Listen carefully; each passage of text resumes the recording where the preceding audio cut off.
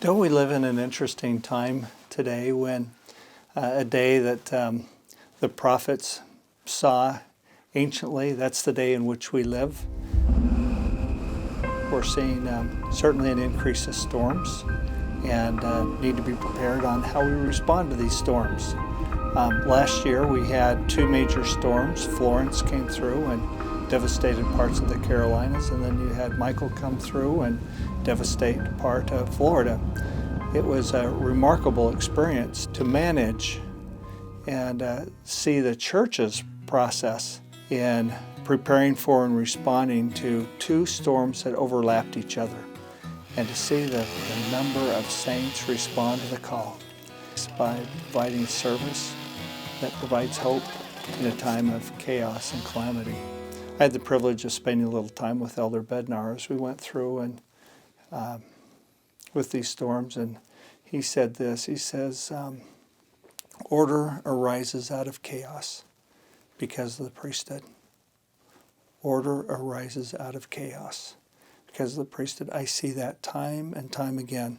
With the organization of the priesthood, we're able to gather great volunteers in large numbers to go in and in fairly short order assist those people who've been dramatically impacted. There's two keys to having successful response. The first key is the people, gathering all the volunteers. And the second thing is a masterful organizational effort. The command centers represent the masterful organizational effort. You need a command center so that you can direct the work. If you didn't have a command center, then you would kind of be in this kind of chaos, and workers coming into the area would be left to their own. They would not be able to be directed. So organization is a principle of the gospel. It really is. The Lord said that we should organize ourselves. And when you set up a command center after a disaster, it's already chaotic. There's all chaos. In specific to Hurricane Michael, the steeple was gone at the stake center. There's utter damage, to the building, but yet you're required to be organized when the workers show up. So organization is key.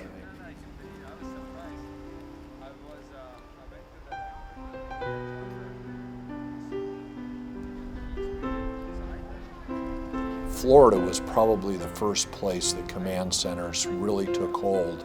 We literally were hit by a number of hurricanes in succession, 2004, 2005, even prior to Katrina. And we saw that if we didn't have a way in which to organize ourselves on the ground, that we were experiencing too much of that chaos that can happen when people aren't directed. And we've learned a lot. Every storm teaches us something different.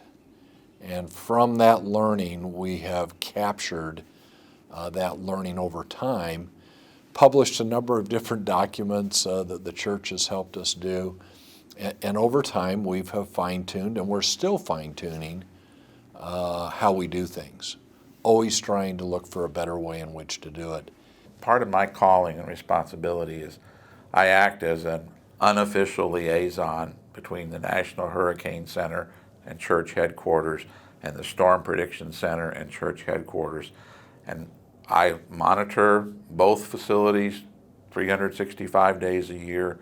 Whenever I see anything developing, I send out notices to the Area 70 here in the North America Southeast area, so they're aware that something's brewing and to be on the lookout. Yeah, the 10 days before the storm, people don't realize just how much planning goes into the relief work even prior to the storm hitting. One of the first decision that needs to get made is where to put the command center. And so days before the hurricane comes, we're counseling with each other as to where to put the command center. The council includes people from Salt Lake City. It includes stake presidents, it includes Area 70, and we're all trying to guess where the storm is going to hit so we can determine where a command center should be located. Those 10 days are very important in terms of getting things set, ready to go. Salt Lake, Atlanta, Orlando, everywhere where we have equipment and food stored, all of those are brought to a heightened area of readiness. They prepare hygiene kits in those 10 days where they're needed. Local members from Atlanta will go in and build those kits and do those things. And the storm hasn't even hit. It's pretty amazing. The real key to success of a well-functioning command center is the individuals who are staffing that command center. They can be brothers, they can be sisters, they can be young, they can be old. Whoever they are, they just need to have a willing heart, ability to learn a few fundamental skills of organization. The command center structure is important. Typically, you would have the stake president and his counselors at the head of that structure. Number one, they hold the priesthood keys, the stake president does. He can delegate the command center operations to a command center director, but it's understood that it's under the direction of priesthood keys. So it starts there with the stake president. And then you have basically two assistants, one over logistics and one over operations. And that's where it starts. Logistics is focused on the supply yard. How does the supplies flow? Unloading of trucks and staging of the supplies. What kind of supplies are we going to get? You know, all those things that deal with that. Parking, you need a parking director. You need a camping director. Where are the workers going to stay? You need a food director, okay? Who's going to feed the staff? I mean, the staff is busy for 48 hours plus. They need to eat. Some instances we feed the workers maybe one meal over the weekend, and if you do that, that takes some planning. So that's logistics. Operations-wise, you have crisis cleanup, you've got work order management, you've got intake of first responders, you've got members that you need to address and their needs, and you need to organize all of that, and that's more under the direction of operations. And all of those directors and all of those positions can have subcommittees and other people that help them with those tasks. And it's important to stay organized in regards to that. But your number one goal as a stake when you're hosting outside workers to come in is to ensure that the volunteers have a great experience. And so those positions that you fill within the command center org chart, if you will, have to be filled with people with great personalities that are bubbly, that can really greet the workers and make them feel good for coming. When I first asked to run the command center, it was I had no idea what a command center even did or what it was. So yeah, did I have trepidations? You better believe it. The basic principle that you want to remember and apply is protect the building so that the cleanup is going to be minimized. Okay. And this plastic stickum stuff here, this one's called Surface Shield, I would put down in all the carpeting areas where people are going to walk. I think one of the things that helped us at the beginning was we had some folks come in and they gave us some advice from past experiences. When you set it up, you want to set it up so that you have traffic flow coming in one way and going out another way, because you're going to have 200 to 1,000 people. And I think Baton Rouge, all that advice up front was really helpful and something that we could glean onto. We may have had to adjust it because of our circumstances here, but each week we could take those things and say, okay, what can we do better? The first thing that's going to determine how a command center is set up is kind of the configuration of the building and the parking lot. There's not an easy way to say how it needs to be done every time because each building is set up differently. What it takes though is that you put some thought and process into thinking about what is required in the command center and how that workflow is going to need to be. So I have signs set in the perimeter of the door for all of the openings to kind of direct people to come to a specific door to the side of our building. The work crews do not come in except the crew leader. We ask that just because it gets the halls really congested.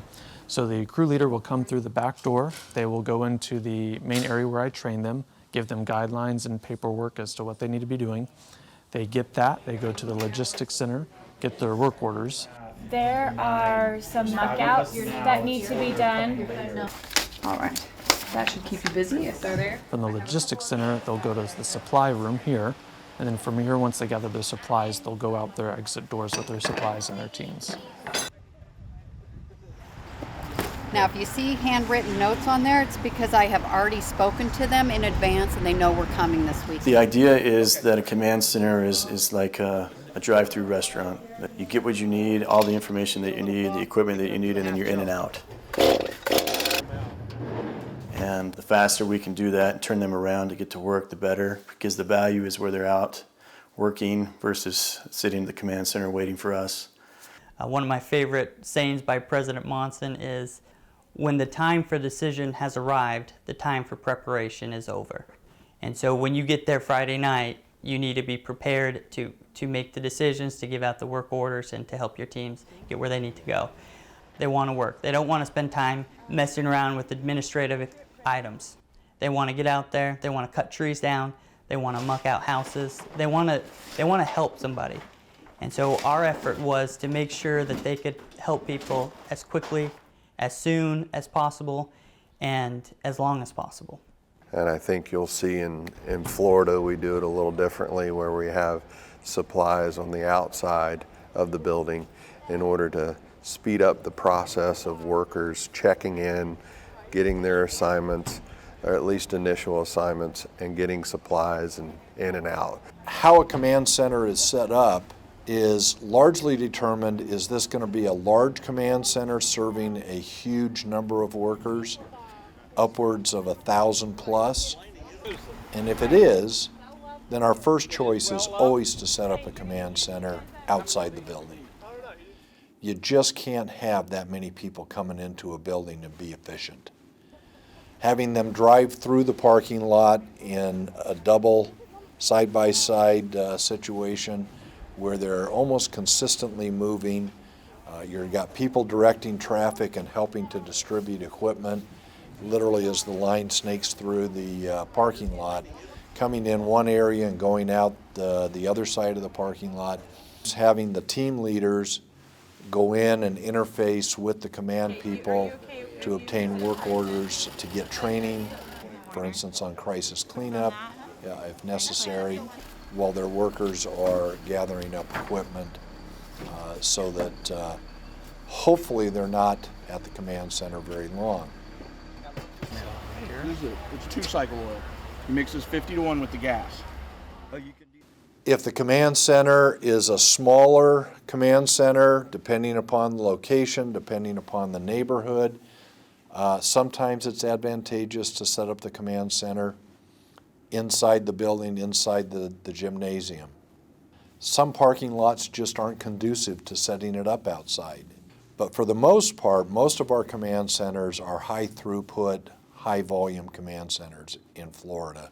And so rarely will you see a command center set up inside a building. As far as protecting the equipment and the things that are staged outside in the parking lot, every night they're covered up with tarps to protect from the humidity and from the rain if it should rain. In all the years that I've been doing this, we've been staging command centers in parking lots. We have never once had a problem with anyone coming onto the property and stealing the equipment or taking the equipment. And when I think that it's obvious that there's a group of people that are set up to assist people in need, people's hearts are softened. Most people who come onto the property, they'll respectfully come in and ask for a tarp because their mother's house has a hole in the roof. They'll come in and respectfully ask for, do you have this or do you have that? And they'll end up getting a team sent to their house. And it's on a church property. People really are, in my opinion, very respectful. And I think that some of what would be maybe expected behavior in normal times, it just doesn't happen when there's an event that is impacting people's lives like that. We had not had a major storm here in Wilmington for 15, 20 years, And so we were a little bit rusty on what to be ready for. Getting a command center up and running and ready to receive other volunteers was just a little bit beyond our capacity in those initial days. I had had an impression several months earlier to ensure that we had everybody ready to mobilize, equipment on hand, and training, but the storm really passed us by. We were invited to join forces with the Wilmington stake and bring people from our stake down to help with the command center. That's where the Apex stake trained us. The first 2 weeks they came in, they took care of everything, which was a blessing because it let us step back a little bit, take a deep breath, and watch how they did it. That way, when they went home, now we knew how to do it. We have almost exclusively gone to a situation where we staff command centers from stakes outside the affected area, and that's determined before the storm hits. Everyone's still in shock after a storm, but I didn't understand at that time how important it would be to be willing to and to receive help from what we refer to as a sister stake, or in this case, the Jacksonville South Stake. That they would send leadership from their stake, those who have experience in not only establishing command centers, but in helping organize everything from supplies to helping us and me as an ecclesiastical leader to understand the needs of the members. Elder Carter said that first weekend President Fish is going to need all the help he can get. Can you gather up 20 or 25 of your best friends and come over here and help run the command center for him while he deals with everything else? They brought with them everything from a mobile hotspot, if you would, so we could have internet access, generators. In some cases, they brought a number of printers, television monitors and screens, computers.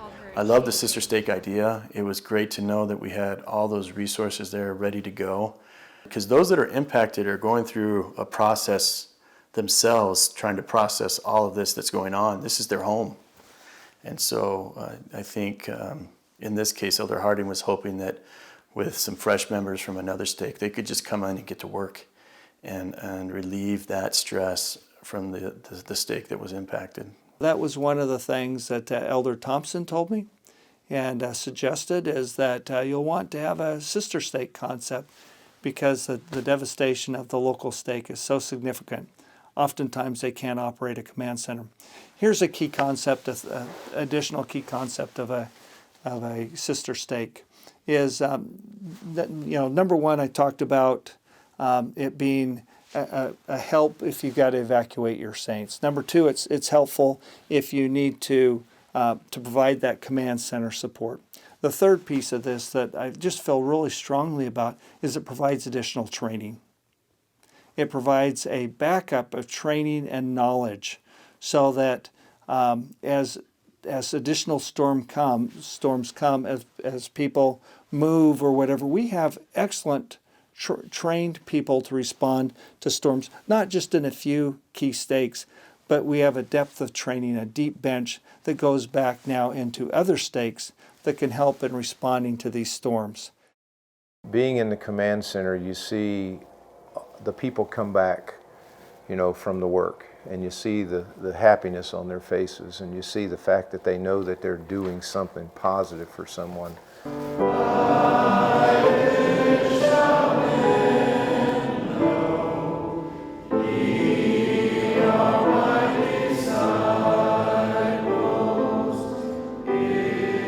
The importance of a spiritual experience on Sunday morning in the form of a sacrament meeting is tremendously important. The sacrament meetings don't last very long. It's time in which to pray, sing a hymn, pass the sacrament, and probably have about a 10-minute message by a presiding authority, and then send them out to work. It underlines the importance of the sacrament and that ordinance for us as members of the church, that we go to the effort to make sure that we do that, and that we do it with all the reverence that can come. Anybody who has been to one of those sacrament meetings, whether it's out in the open air where people were camped, standing and passing the sacrament to a standing group of 300 or 400 workers, to a chapel and a gymnasium of 1,000 workers in yellow shirts. It'll bring tears to your eyes. They're there to worship and to acknowledge the hand of the Savior and His atonement in a very reverent way before they go out and do what we do as members of the church. We give of service to others. The focus on ministering to people is probably not better exemplified than when we organize ourselves and go out to minister to those that we know not. And we touch their lives in a very spiritual way. Even though it doesn't look spiritual, it ends up usually being spiritual.